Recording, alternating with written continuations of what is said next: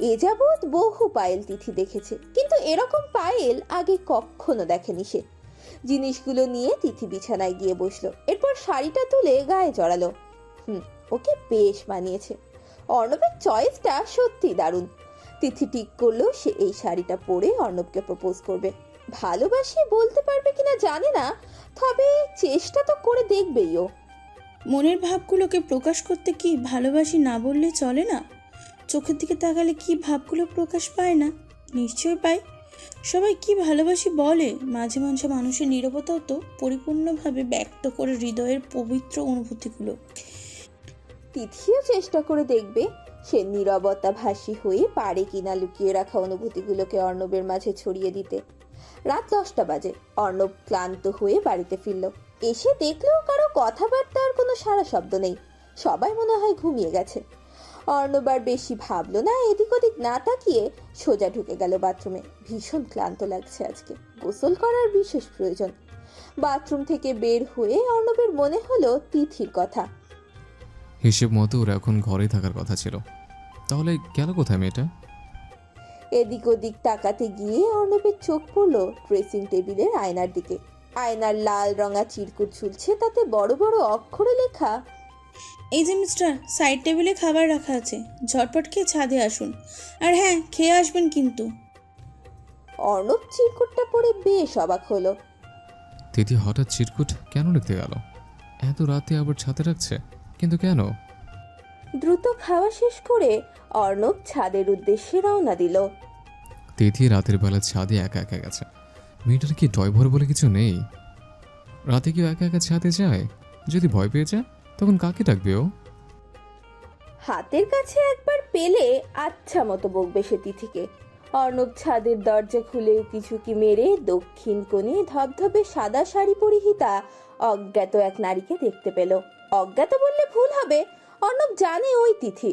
তবুও মেয়েটাকে দেখে অর্ণবের কেমন যেন লাগছে। মাথাটা অনুভূতি শূন্য হয়ে ভোতা মাথায় পরিণত হয়েছে তার। রাত 10:30টায় ধবধবে সাদা শাড়ি পরে খোলা চুলে কেউ ছাদে দাঁড়িয়ে থাকলে একটু একটু ভয় তো লাগবেই।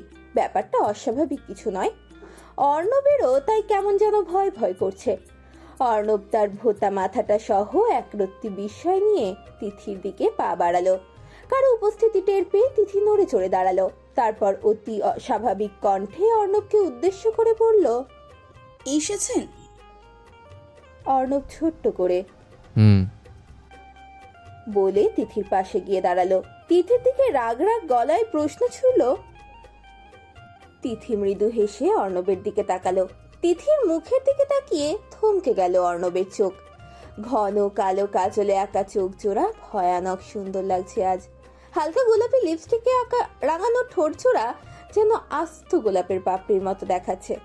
তিথির ঠোঁট জোড়া মৃদু প্রসারিত করায় ঠোঁটের নিচের বাম পাশে থাকা কুচকুচে কালো তিলটা মারাত্মক আকর্ষণীয় হয়ে ফুটে উঠেছে। সিল্কের পাতলা শাড়িতে তিথির ফর্সা পেট সহ আকাশি ব্লাউজ স্পষ্ট দৃশ্যমান। কোমর ছোঁয়া লম্বা চুলে ঢেকে আছে তিথির পিঠ।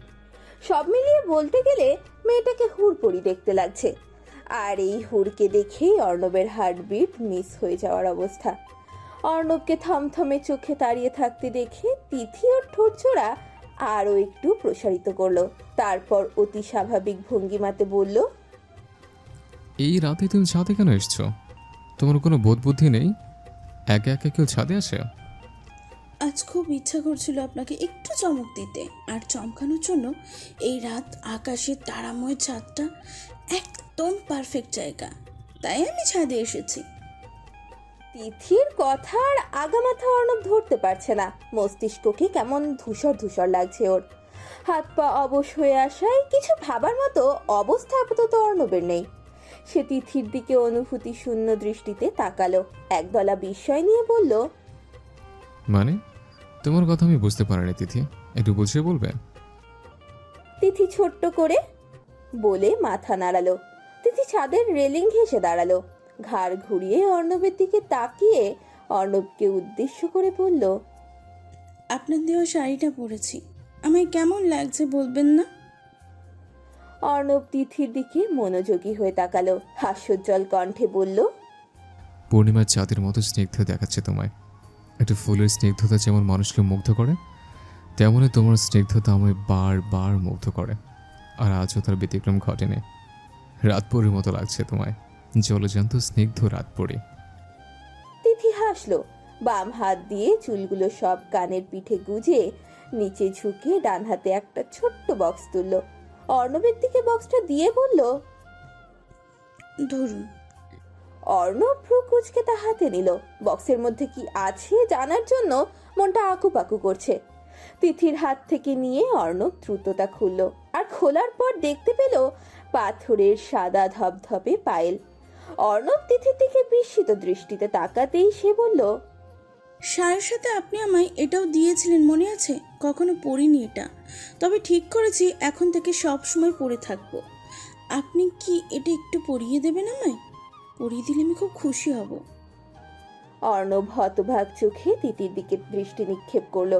তিথির কথা শুনে অবাক হয়ে গেছে সে, চরম অবাক।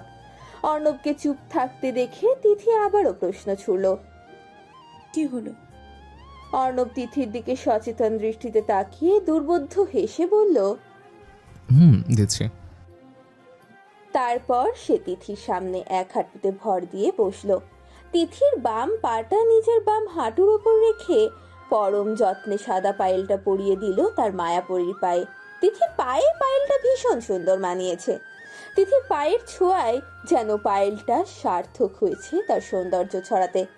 অর্ণবের পায়েল পরানো শেষে সে তিথির দিকে তাকালো। তিথির হাস্যোজ্জ্বল মুখটা জল জল করছে মৃদু জ্যোৎস্নার আলোয়। অর্ণব উঠে তিথির সামনাসামনি দাঁড়ালো। তিথি নিজে দুই হাত দিয়ে ছাদের রেলিং শক্ত করে ধরল। স্থির দৃষ্টিতে অন্ধকার নগরী দৃশ্য দূরান্তে নির্বিকার চাহনিতে তাকালো সে। সেদিকে তাকিয়ে থাকা অবস্থাতেই সে অর্ণবের দিকে প্রশ্ন ছুড়ল, আচ্ছা, আপনার কখনো জানতে ইচ্ছা করে না আমার সম্পর্কে? আমি কে, আমার ফ্যামিলি ব্যাকগ্রাউন্ড কি, আমার বংশ পরিচয় কি, এসব কিচ্ছু জানতে ইচ্ছা করে না আপনার? অর্ণব তিথির এহেন প্রশ্নে ভীষণ অপ্রস্তুত। তিথির কথার কোনো আগামাথা সে ধরতে পারছে না আপাতত। অনুভূতি শূন্য অবস্থা তার। তিথি কি বলছে, কেন বলছে, তার সবই অর্ণবের অজানা। অর্ণব তিথির দিকে কপাল কুঁচকে তাকিয়ে বলল, মানে তোমার কথা আগামত আমি কিছু বুঝতে পারছি না তিথি, কি বলতে চাইছো একটু বুঝিয়ে বলবে? আপনি আমার বংশ পরিচয়, ফ্যামিলি ব্যাকগ্রাউন্ড না জেনেই আমাকে ভালোবাসলেন। আমার ফ্যামিলি ব্যাকগ্রাউন্ড খারাপও তো হতে পারে। আচ্ছা, ব্যাপারটা একটু অস্বাভাবিক না? তিথির কথা শুনে অর্ণবের একটু রাগ হলো। সে স্পষ্ট জবাব দিল, কাউকে ভালোবাসতে গেলে যে তার ফ্যামিলি ব্যাকগ্রাউন্ড বংশ পরিচয় জানতে হয় তা আমার জানা ছিল না। তোমায় ভালোবেসে বিয়ে করেছি, তোমার ব্যাকগ্রাউন্ড ধুয়ে পানি খাওয়ার জন্য নয়। এসব আমার কাছে ভ্যালুলেস, তাই এগুলো জানার কোনো প্রয়োজন বা ইচ্ছে কোনোটাই আমার হয় না। I am not interested. মুখ ঘুরিয়ে তিথি অর্ণবের দিকে এক নজর তাকালো। কণ্ঠস্বর নরম করে বলল, আপনি এত কেন ভালোবাসেন আমায়?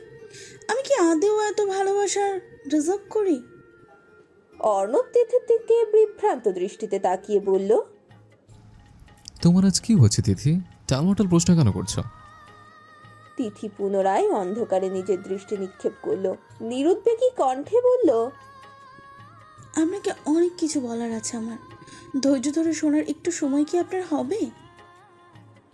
অর্ণব একটা দীর্ঘশ্বাস ফেলে শান্ত কণ্ঠে বলল, বলো, আমি শুনছি।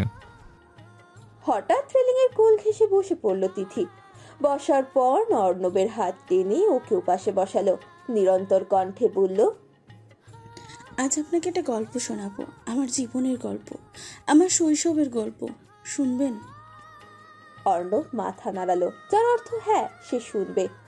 তিথি গলার স্বর মলিন করে বলল, আপনার সিম্প্যাথি বা দয়া নেওয়ার জন্য বলছি না।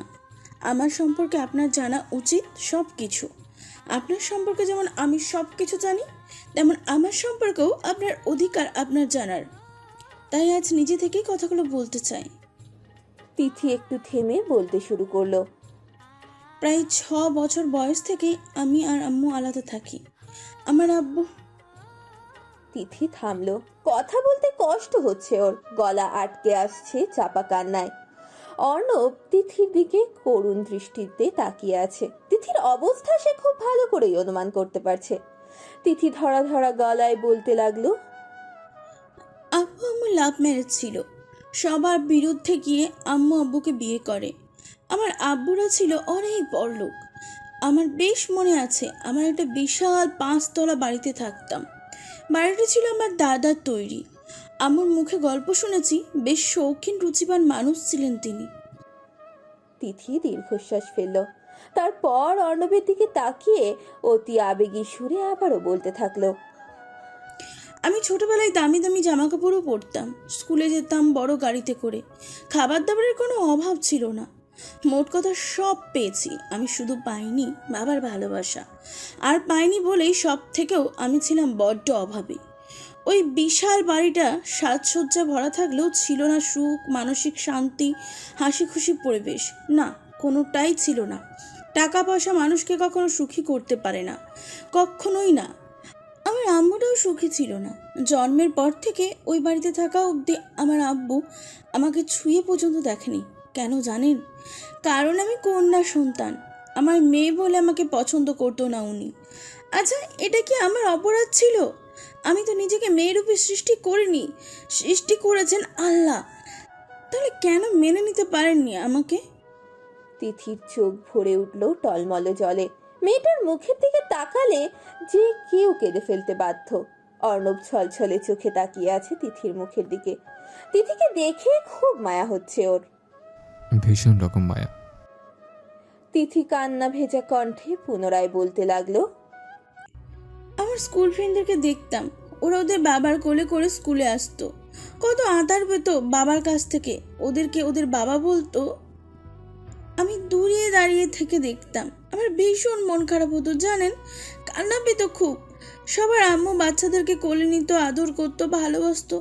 শুধু আমার আব্বু ব্যতীত। আম্মুকে কেঁদে কেঁদেই কত বলেছি, আম্মু আব্বু আমাকে কেন ভালোবাসে না, আমাকে কোলে নেয় না কেন। আম্মু বিশেষ কিছু বলতো না, নানান বাহানা দেখিয়ে ভুলিয়ে রাখতো আমায়। প্যারেন্টস ডেতে সবার মা বাবা যেত স্কুলে, কিন্তু আমার স্কুলে শুধু আম্মুই যেত। আব্বু আমার স্কুলে কখনো পাও রাখেনি। আমি যে তার মেয়ে তা খেয়ালই ছিল না ওনার। আমাকে কখনো গণায় ধরতো না, নিজের মেয়ে বলে মনেই করতো না। আব্বু আমাকে খুব মারতো জানেন, আমার এখনও অল্প অল্প মনে আছে। একদিন আম্মু শার্ট ইস্ত্রি করতে ভুলে গেছিল, আর আব্বু তা দেখে আম্মুর হাতে গরম ইস্ত্রি চেপে ধরে। আম্মু ব্যথায় কেঁদে দেয়, কিন্তু জোরে চিৎকার করেনি, আমি শুনতে পাবো বলে। সেদিন দরজার আড়ালে দাঁড়িয়ে সবটা দেখেছি আমি। মুখ চেপে রেখে ফুপিয়ে ফুপিয়ে কেঁদেছে। আমার খুব কষ্ট হতো, আমি সহ্য করতে পারতাম না। নিজের প্রতি খুব রাগ হতো, ঘেন্না হতো নিজেকে। আমার মনে হতো আমি খুব খারাপ মেয়ে। যে মেয়ে তার মায়ের কষ্ট দূর করতে পারে না, সে নিশ্চয়ই ভালো মেয়ে না। আমার ফ্রেন্ডরা সবাই অপেক্ষা করে থাকতো কখন ছুটির ঘন্টা পড়বে, কখন স্কুল ছুটি হবে, আর কখন তারা সবাই বাসায় যাবে। কিন্তু আমি কখনো অপেক্ষা করতাম না জানেন। আমি চাইতাম না স্কুল ছুটি হোক। ওই বাড়িতে ফিরতে ইচ্ছা করতো না। অন্তত স্কুল থাকলে ওই বাজে দৃশ্যগুলো চোখে পড়তো না, মনেও পড়তো না। একটু তো ভুলে থাকতাম। আবু রাত করে বাড়ি ফিরতো, আর প্রতিদিনের মতো আম্মুর গায়ে হাত তুলতো। পাশের ঘরে আমি থাকতাম, তাই ঠাস ঠাস শব্দগুলো আমার কানের হতো না। আমার খুব ভয় লাগতো, মনে হতো আম্মু মরে যাবে। কিন্তু আমি বা কী করতাম? আমার হাতে তো কিছুই ছিল না, প্রতিবাদ করার মতন ক্ষমতা আমার ছিলই না। এভাবে কতদিন চলেছে তা আমি বলতে পারবো না। তখন একটু বেশিই ছোট ছিলাম কি না। লাস্টে একদিন মারতে দেখেছিলাম আম্মুকে। সেদিনের ঘটনা আজও যেন চোখের পাতায় ভাসে।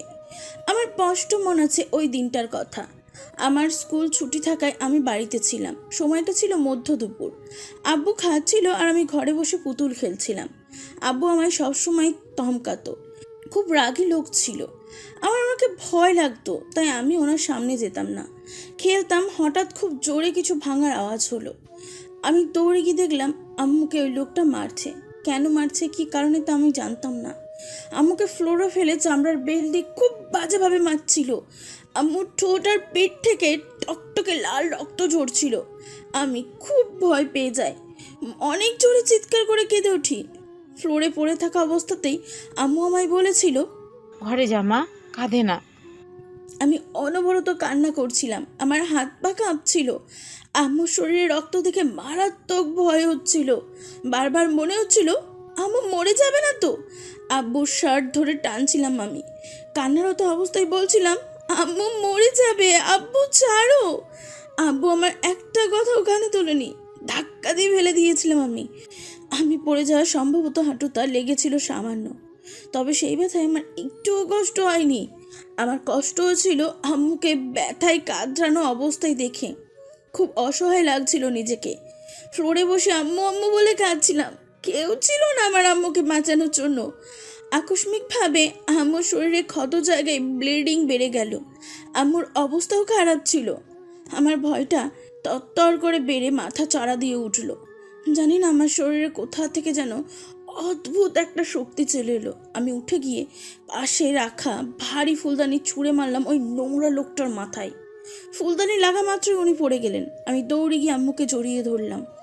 শেষ পর্যন্ত আম্মুকে বাঁচাতে পেরেছি ভেবে অদ্ভুত একটা প্রশান্তি এসেছিল মনে। আমাদের দারোয়ান আঙ্কেল আমাদের বের করে নিয়ে আসে ওই বাড়ি থেকে। তারপর তার বাড়িতে যাইনি আমরা। এরপর অবশ্য বেশি কিছু আমার মনে নেই। হ্যাঁ, এটা মনে আছে আম্মু সারাদিন বাড়িতে থাকতো না, প্রতিদিন রাতে বাড়ি ফিরতো। পরে বড় হয়ে জানলাম আম্মু এনজিওতে জব করে। আস্তে আস্তে বড় হলাম, বুঝতে শিখলাম সব কিছু। এসএসসি পাস করে ছোটোখাটো টিউশনি করিয়ে আম্মুর দায়ভারটা খানিক কমানোর চেষ্টা করলাম। তারপর ভার্সিটিতে পড়া অবস্থাতে আপনার অফিসে গেলাম। তিথি দীর্ঘশ্বাস ফেলল। কণ্ঠস্বর প্রচন্ড ভারী, তার বুক ফেটে যাচ্ছে চাপা কান্নায়। তিথি নিজের কণ্ঠস্বর স্বাভাবিক করার চেষ্টা করছে, কান্না চেপে রাখার চেষ্টা চালিয়ে যাচ্ছে, কিন্তু পারছে না মেয়েটা।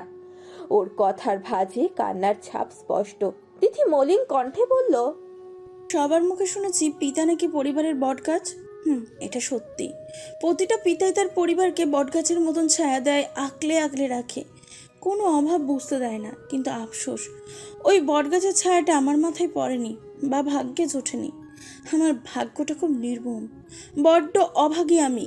মেয়েরা নাকি তার বাবার রাজকন্যা হয়, কিন্তু আমি তো হতে পারিনি আমার বাবার রাজকন্যা।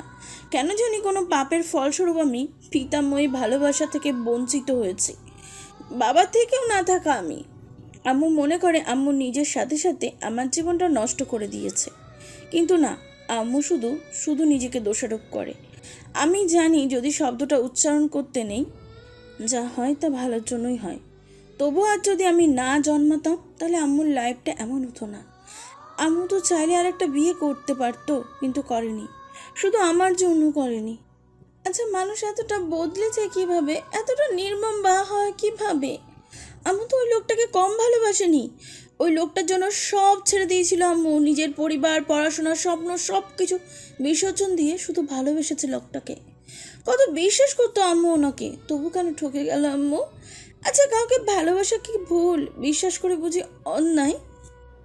কথাটা শেষ করার আগেই তিথির গাল বেয়ে পড়তে লাগলো উষ্ণ অশ্রুরাশি। অর্ণবকে উত্তর দেবে তা বুঝতে পারছে না। ফ্যাল ফ্যাল করে পলকহীন তাকিয়ে আছে সে তিথির দিকে। তিথির নিজের পা জোড়া কোটালো, হাঁটুর উপর হাত জোড়া রেখে করুণ ছুঁড়ে বলল, ওই বাড়িটায় থাকলে আম্মু হয়তো এতদিনে মরেই যেত। ওই লোকটা মেরে ফেলতো আম্মুকে। আমার আম্মু অনেক বড় ফাইটার, জানেন? ফাইটার বলে আজ এই পর্যন্ত পৌঁছিয়েছে। খুব সাহসী আমার আম্মু, প্রচণ্ড ধৈর্যশীল। এতটা ধৈর্য আমার নেই যতটা আম্মুর আছে। মাঝে মাঝে অবাক হই, আবার মাঝে মাঝে মুগ্ধও হয়ে যায়। কাউকে বিশ্বাস করার পর যদি ঠকে যায় তাহলে সেই মুহূর্তে তার কি অবস্থা হয় তা শুধু সেই মানুষটাই উপলব্ধি করতে পারে। ভাঙা হৃদয় নিয়ে একটা ছোট্ট বাচ্চাকে নিয়ে নরকীয় জীবনযাপন করা নিশ্চয়ই সহজ নয়। যে স্বামীকে প্রাণ দিয়ে ভালোবেসেছিল সেই স্বামী চোখের সামনে অবৈধ সম্পর্কে আকৃষ্ট। কি জানি কি করে সহ্য করতো আম্মু এসব।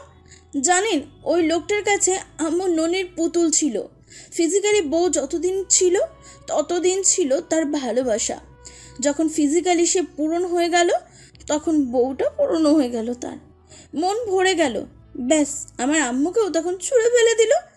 বড্ড প্রয়োজনীয় ফ্যানলা বস্তু হয়ে গেল আম্মু। ছি, ভাবতে আমার ঘৃণা লাগে। এতটা নীচ কি করে হলো ওই লোকটা? তিথি তুমুল গতিতে কাঁদতে লাগলো। বর্ষা ঋতুতে মেঘ আকাশে যেমন মুষলধারায় বৃষ্টি নামে, তেমনই তিথির চোখ বেয়ে বর্ষা ঋতুর মতো মুষলধারায় বর্ষণ হচ্ছে। অর্ণবের বুকটা ফেটে যাচ্ছে ব্যথায়, চিনচিন ব্যথায় দহন হচ্ছে হৃদয়ের ঘরে। তিথির চোখের পানি যে তার সহ্য হয় না। তিথিকে এভাবে দেখলে যে ছেলেটার বড্ড কষ্ট হয়, তীব্র কষ্ট।